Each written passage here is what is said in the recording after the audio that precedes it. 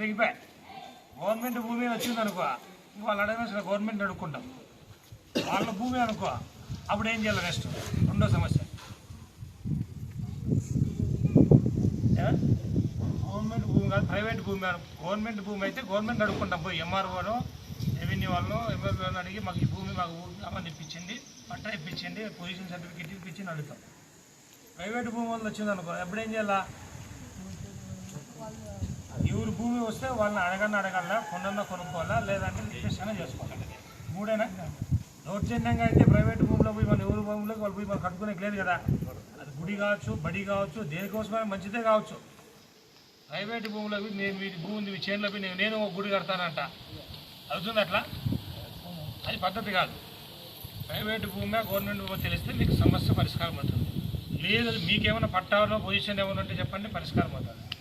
మీకు ఇది లేదు, అది గవర్నమెంట్ కాదు, లేదా అది ప్రైవేట్గా వాళ్ళు క్లెయిమ్ చేస్తున్నారు, అడ్డం వస్తున్నారు. కాబట్టి ఇది తేల్చాలంటే రెవెన్యూ వాళ్ళకి రేపు పండగ, రేపు పండగ, ఈరోజు ఆదివారం, వాళ్ళు ఏదో పోయినారు పండగ. రేపు మన్నాడు మాత్రం మీటింగ్ కండక్ట్ రావాల్సిందే, మీరు రావాల్సిందే.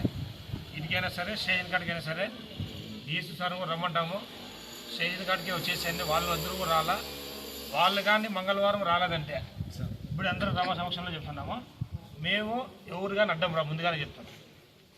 మంగళవారము కానీ రేపు కానీ మీటింగ్కి రాలేదంటే మేము ఎవరు మీకు అడ్డం రాము. ఇప్పుడు వాళ్ళకి అవసరం ఉన్న వాళ్ళు అడ్డం రాకంటే మాకేం పట్టింది? పోలీసు మాకేమండి? మీతో మా శత్రుత్వం మాకే? మీతో శత్రుత్వం మాకేమి? కట్టుకోండి, మాకేముంది? ఎవరన్నా మా భూమి నాది అంటే ఎవరైనా సరే రిజిస్ట్రేషన్ హక్కుంటే రిజిస్ట్రేషన్ యాక్ట్ ప్రకారము ప్రభుత్వమే వాళ్ళ హక్కులు కల్పించాల. నా భూమి నా పేరుతో ఉంది, ఎవరో దౌర్జన్యంగా ఆక్యుపై చేస్తున్నాడంటే అది ఎవరికైనా సరే మేము రక్షణ కల్పించాల్సిందే. అది మీ భూమి అయినా సరే, రెస్టారెంట్ భూమి సరే, మా భూమి అయినా సరే.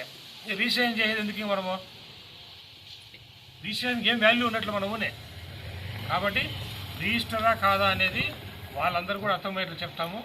రిజిస్టర్ భూమే, పొరంబో భూమే, లేదు మీకేమైనా పొజిషన్ సర్టిఫికేట్ ఉందా, ఈ మూడింటిలో రెవెన్యూ వాళ్ళకి ఇచ్చి మీటింగ్ పెట్టి ఆ వాళ్ళు పిలుస్తాము. తర్వాత మీ అందరినీ కూడా దీనిపైన కోర్టులో నుంచి ఇద్దరు కోర్టు వినారు, వాళ్ళు కోర్టులో వేసారు, మీరు కౌంటర్ ఫైల్ చేశారు. కోర్టు ఏమి ఎటువంటి ఎవరికి ఫేవర్గా మీకు ఇలా వాళ్ళకి ఇలా, కానీ ఆడ లా అండ్ ఆర్డర్ సమస్య వస్తుంది. కాబట్టి మేము 145 సిఆర్పిసి పోలీస్ ప్రొసీడింగ్స్ కింద ఇరు వర్గాలు దీనికి సంబంధం లేకుండా మొత్తానికి ఇరు వర్గాలు పోనీయకుండా మేము ఆర్డీఓకి రాస్తున్నాం. ఈరోజే రాసి రెడీ చేసి ఆర్డీఓకి రాసి పీస్ కమిటీ మీటింగ్ కూడా కండక్ట్ చేయమని మేము వాళ్ళని అడుగుతాం. ఆయనే కండక్ట్ చేయాలి. దీనికి కోర్టు ఆర్డర్ వచ్చేంత వరకు దీనిలో ఎవరు కానీ పోనీయకుండా ఆయనతో ఆర్డీఓతో ప్రొసీడింగ్స్ తీసుకుంటాం. ఎవరు కానీ ఎటువంటి చర్యలు వాళ్ళు చేపట్టకూడదు, మీరు చేపట్టకూడదు. తేలేంత వరకు వాళ్ళు కూడా బైక్ లేదు, ఇది మాది అనేది కూడా బైక్ లేదు, ఇది తేలేంత వరకు ఎట్లుంది గతంలో ఎట్లయితే ఉందో ఆ రకం యథాతథస్థితి కొనసాగించాలి. ఇది ఆర్డీఓకి మేము లెటర్ రాస్తున్నాము. ఇది మంగళవారం రోజు జరుగుతుంది అనమాట. అందరినీ కూడా వాళ్ళకు పిలిచి ఒక మాట చెప్తాము. ఈ పద్ధతులు కాకుండా దౌర్జన్యమైన పద్ధతులు వాళ్ళు కానీ మీరు కానీ చేసుకుంటే దానికి మూల్యం ఎవరైతే దానికి చట్టాన్ని వ్యతిరేకిస్తారో వాళ్ళే చెల్లించుకుంటారు. అది మీరు కావచ్చు, వాళ్ళు కావచ్చు. పోలీసు వాళ్ళు ఎవరికి వ్యతిరేకం కాదు, ఎవరికి ఫేవర్ కాదు. వాళ్ళు అడ్డం వస్తారు, మేము అడ్డం పోతాం, గలాట్లు జరుగుతాం. ముందస్తుకి మేము ఏదో మంచి చేద్దామని వస్తే అడ్డం వస్తే పోలీసులు చెడ్డారు. మాకు మేము ఇన్ని ఊళ్ళో ఉన్నాయి, అన్ని గుళ్ళు కట్టుకుంటారు, ఛానల్లో పని చేసుకుంటారు. మాకేం పోతామా? మాకేమన్నా అవసరం ఉందా? మాకు ఎన్ని కేసులు ఉన్నాయి, పిటిషన్లు రోజు యాక్సిడెంట్లు జరుగుతున్నాయి, దొంగతనాలు జరుగుతున్నాయి, ప్రజలకు న్యాయం చేసి క్రిమినల్ కేసులు ఎన్నో ఉంటాయి. మా సివిల్ కేసుల్లో మాకేం పని ఉంది? సివిల్ కేసులు మేము ఇన్వాల్వ్ కాము అటని చెప్పేసి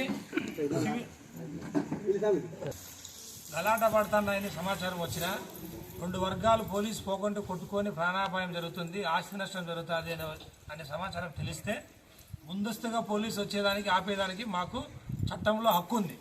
మేము ఎందుకు వస్తామంటే మాకు రైట్ ఉంది. అది నా మండలంలో ఎక్కడా గొడవలు జరగకూడదు, ప్రజలు కొట్టుకోకూడదు, తలకాయలు పగలగొట్టుకోకూడదు, ఆస్తి నష్టం జరగకూడదు, కాపాడే బాధ్యత పోలీసు పవర్ ఉంది. అది ఆ పవర్లో భాగంగా మాత్రం మేము వస్తాం.